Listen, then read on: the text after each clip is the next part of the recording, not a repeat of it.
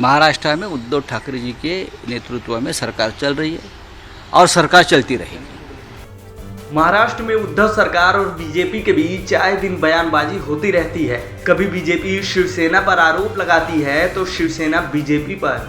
इन सबके बीच शिवसेना नेता संजय राउत ने बीजेपी पर जोरदार प्रहार किया है और एक बात साफ कर दी कि महाराष्ट्र में उद्धव ठाकरे के नेतृत्व में सरकार चल रही है और आगे भी चलती रहेगी। महाराष्ट्र में उद्धव ठाकरे जी के नेतृत्व में सरकार चल रही है और सरकार चलती रहेगी।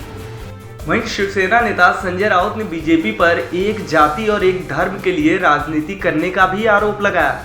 साथ ही उन्होंने कहा कि उन्हें किसी से कोई मतलब नहीं, उनकी राजनीति ही एक जाति और धर्म पर टिकी हुई है।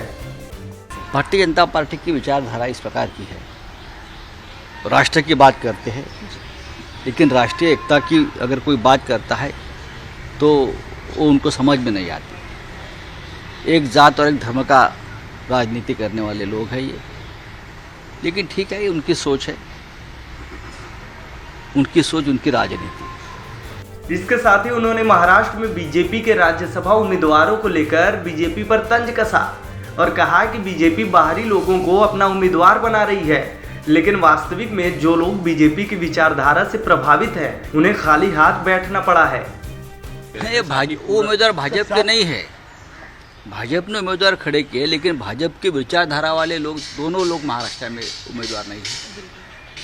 आपने देखा होगा उसमें से जो विदर्भ से व्यक्ति है वो तो बहुत साल शिवसेना में थी, हमारे जिला प्रमुख रहे हैं, हमारे शिवसेना के उम्मीदवार रहे हैं। दूसरे व्यक्ति है कभी शिवसेना, कभी एनसीपी में, कभी कांग्रेस, तो मिला जुला कर बाहर के लोगों को उम्मीदवार बनाया और भारतीय जनता पार्टी के जो लॉयलिस्ट है, जो उनके विचारधारा के लोग हैं, वो खाली हाथ बैठे। अब महाराष्ट्र में एक बार फिर से शिवसेना और बीजेपी में गहमागहमी तेज हो गई है, क्योंकि राज्यसभा चुनाव नजदीक है।